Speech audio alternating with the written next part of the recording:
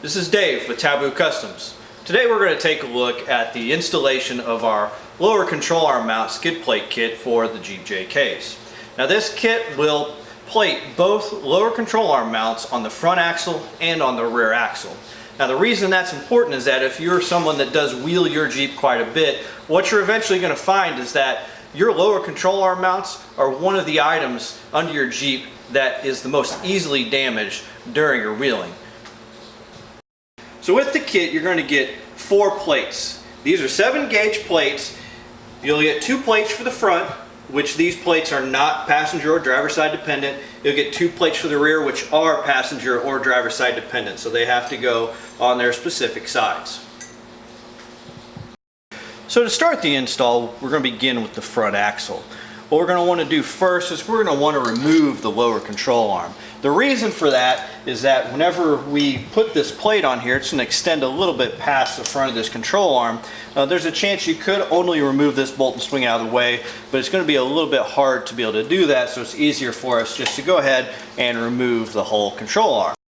So the first thing you're going to want to do before you do remove this control arm is you're going to want to check and see if you have an eccentric washer down here. And if you have a lift kit on your Jeep, there's a good chance that you do. So you're going to want to go in and take your marker and actually mark out where that eccentric washer is so that you can put it back in the same place when you reinstall the control arm.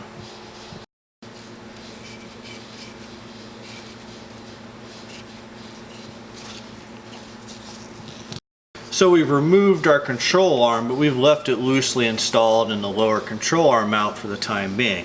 Now we can take one of our lower plates and we can start marking it out. And when you place it up there, it's going to sit, make sure you center it between the 2 plates, and it should roughly rest on about the center of the flange on the bottom of the control arm mount.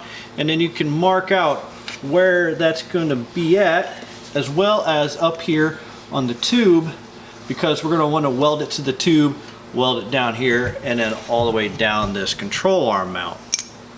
Now the reason we've left this loosely installed there is after we clean up these areas with our little die grinder, we're going to go in and we're going to tack these plates in place with this control arm still in there, just to make sure that we don't have an issue with the width.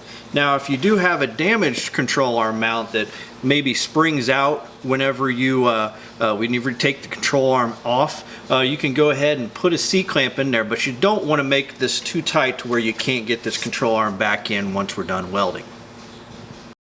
So we've got our skid plate now mounted up to our control arm. So the biggest things to remember is to center this between the 2 sides of the control arm mount. Once you have that centered, you can go ahead and tack it in. Then you can take and use a hammer to close up any gaps you have around the top and go in and continue to tack and then weld the whole thing complete. Now before you weld it, you are going to want to remove the control arm because you don't want to start melting the bushing that's inside this control arm. And then once you're done, you can go ahead and clean it up and get it painted. Now on the passenger side, you will have to contend with the track bar. The track bar mount does hang down in front of this plate a little ways, so there's a good chance that you will have to remove that track bar to be able to get in here and weld everything complete. So now for the rear, like I said, you have a passenger and a driver side. So this is the driver side here, and the difference is this little form here, is this little bend here, and where this piece will end up. This piece should go against the bottom of the shock mount on the back side of the axle. So when you put this up here on the bottom of the control arm, you'll see it'll actually hit the bottom of this shock mount. And now with that in place, we can take our chalk, mark out where it's at. And now that we have it marked out, we can take our die grinder, go in, clean up all of these areas. You'll want to clean up a little bit on the inside too as well to make sure you don't get anything bad in your weld. And then you can go about tacking it. Now if you want, and if you're worried about the amount of heat you're going to put into it, you can remove the lower control arms. The rear control arms are a lot farther away from the edge than the front control arms, so we're not gonna, on our Jeep here, we're not going to worry about that too much. We're just going to be careful about how much heat we're putting into it when we are welding. And same thing with the shock. You can, if you want, to remove the shock to make sure you don't overheat the bushing or cause it to start to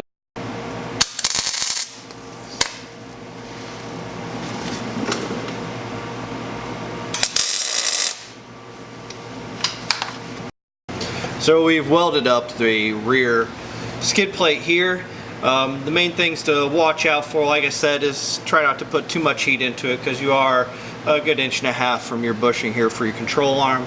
And then basically you'll weld down the sides across the bottom of the shock mount, and then up here behind it you can actually put a fillet weld on the back side of the control arm mount. But you can see, I mean, you can see how far this control arm hangs down and how wide open it is to getting damaged. But now, instead of having this flat piece of metal just sticking out there, we've got a pretty good surface for things to hit and slide off and keep these two plates here from bending in and out. So that does it for the installation of the JK lower control arm skid plate kit. Hopefully this helped if you've purchased our kit and you're looking to install it, or if you were looking at our kit and wanted to know what it covered and how it was installed. So thank you for watching. As always, like or subscribe. And if you're looking to purchase a kit or you have any comments or questions, please visit us at taboocustoms.com. Thanks.